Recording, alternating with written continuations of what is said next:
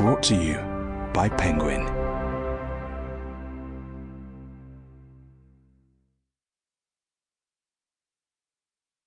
Close to Home by Michael Magee. Read by Conor Macneill. Part 1.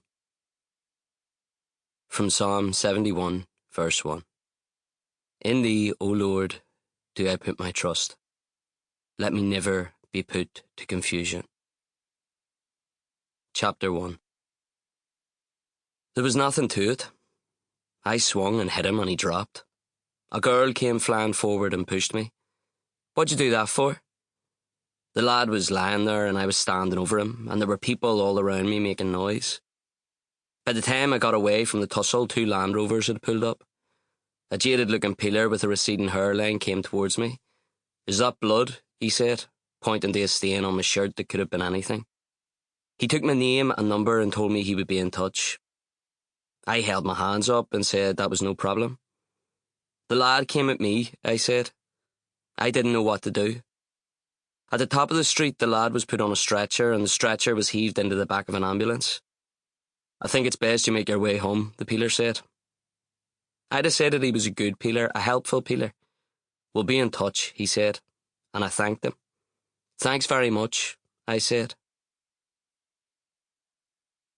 Back at the flat, Ryan had his phone in his face and was pacing up and down the living room looking for a party. But it was 5 o'clock in the morning and the birds were out.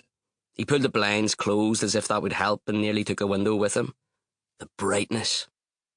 I grabbed the purple throw my ma had given us as a moving in present and pulled it over my head. I lay with my head on the pillow and stared through the space between the empty bottles. Ryan checked the fridge, the cupboard next to the fridge. He lifted a can from the counter and gave it a shake. I give up, I said. Give up? You haven't done fuck all. I'm going to bed. Fuck's sake, Sean, don't be leaving me hanging here. I'm not leaving you anywhere, I'm in the next room. Bounce into my bed, sure. We'll watch a film. We need to stop doing this. Doing what? Come on. The window above the bed was open and the breeze wafted through cold. I stripped down to my boxers and climbed under the covers, but stayed on the outside so I could creep into my own bed as soon as Ryan passed out. The wall was black with mould and it made the room smell damp.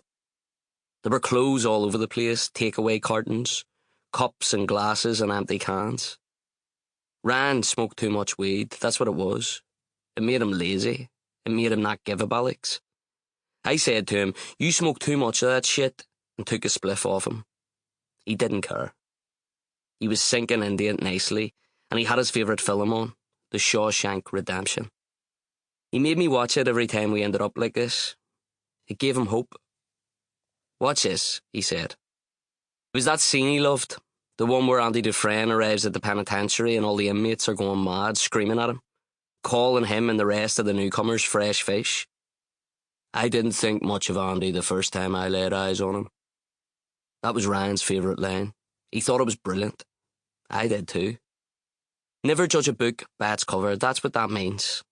Never judge anybody, because you never know. The next morning, or later that morning, whatever way you want to put it, somebody was at the door. I rolled onto my side and tried to go back to sleep, but Ryan was up. He was shaking me, and he was like, that doesn't sound good. I sat up on the edge of the bed. It was better to do these things in stages, and watched Ryan lean with his ear against the door. Sounds like there's a few of them, he said. Men? Aye, men. I looked out the window and saw a car parked up out the front of the block. The driver's side door was open. I heard a radio. Not the kind that played music, the other one. It's not the peelers, Ryan said. How do you know? Because they would have shouted. They always shout. The knocking stopped. Footsteps echoed out the hall and were gone. The living room was a state. There were fag butts everywhere, spilled drink. Some dirty bastard had been flicking ice into bottle caps and the bottle caps had fallen on the floor. I brushed and mopped and got rid of the empties. Then I sat for a minute and looked out the window. We had a good view. The flat was on the 4th floor, so we could see right over the rooftops to Casement Park. And the mountain, you can't miss the mountain. It's everywhere you go, every street and road in West Belfast. You can't get away from it. Sample complete. Ready to continue?